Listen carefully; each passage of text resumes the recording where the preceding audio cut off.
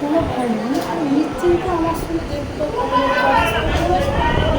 তুই বাবা মার সাথে কথা বল, তোর যেটা হবে সেটাই করবি। নমস্কার, আমি রিক, হিন্দু রামবীর সংগঠন থেকে। বজিরহাটে যেখানে আমরা দুদিন আগে পল্লবী নামের যে হিন্দু বোনটা ছিল বিয়ে করেছিল বাপ্পার নামের একটা মুসলিম ছেলেকে, তো সেখানে আমরা গিয়েছিলাম। বিষয়টা তোমরা ভিডিও পুরো দেখেছো, আমি আর কিছু বলবো না। এখন কিছু ক্লিপ শেয়ার করব, পল্লবী পার্সোনালভাবে ওর মাকে কি বলছে সেটা তোমাদেরকে শোনাবো। প্রপার অ্যাড্রেসটা পাইকান প্রাথমিক বিদ্যালয়, বজিরহাট। ওখান না তোমরা কথা বল। এটা আমার ফোন। তোর কোনো ভয় নেই, আমি নিশ্চিন্তে আমার সঙ্গে দেখবো। কোনো কষ্ট নেই এখানে, তুই বাবা মার সাথে কথা বল, তোর যেটা হবে সেটাই করবি।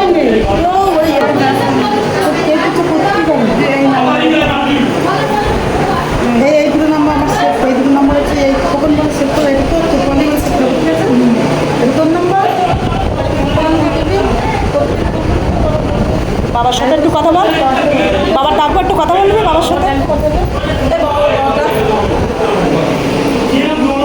মেয়ে একটু বাবার সাথে কথা বলবে, মেয়ে একটু বাবার সাথে কথা বললে একটু দেখে দাও, মেয়ের বাবার একটু দেখে দাও, মেয়ের বাবার দেখে দাও, মেয়ের বাবার।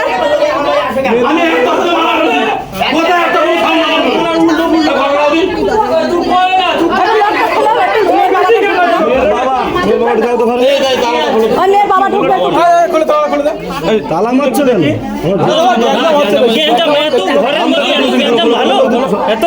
জামাই কে আছে? জামাই কে আছে? জামাই তুমি তো? সাইডে আমি তোমার সাথে কথা বলবো। হ্যাঁ তুমি ওদের সাথে কথা আসো, সঞ্জয় এসো, এসো এসো।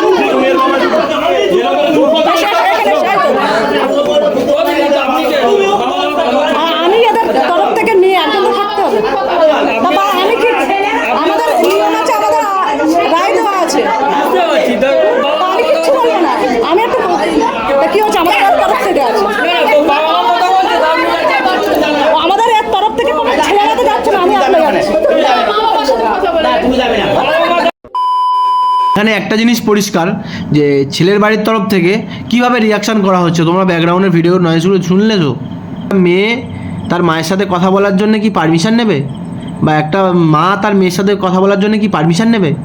মেয়ের বাবা মেয়ের সাথে কথা বলবে, এরা কথা বলতে দিবে না। মানে এদের একটা এমন একটা মানে পরিস্থিতি, মানে আমরা এত সুন্দরভাবে সেই জিনিসটা ম্যানেজ করেছি।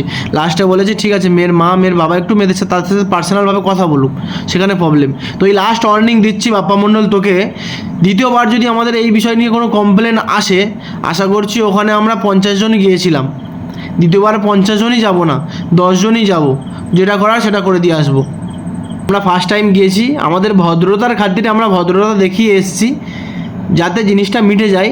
এরপরে যদি এটা না হয় আর আমাদের কাছে যদি কমপ্লেন আসে আরেকবার যে না ফের এরকম টর্চার করা হয়েছে, তারা মারা গিয়েছিল সেখানে, আমরা কিন্তু আবারও যেতে একবারও ভাববো না। আমাদের ভদ্রতার খাতিরে আমরা জিনিসটা এখানে অ্যান্ড করতে চেয়েছি, চাইলে অনেক কিছু করতে পারতাম।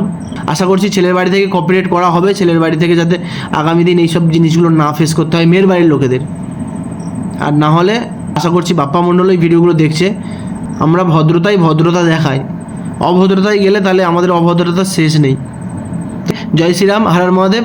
আবার দেখাবে নতুন একটা অধ্যায় নিয়ে। চলো, গুড বাই।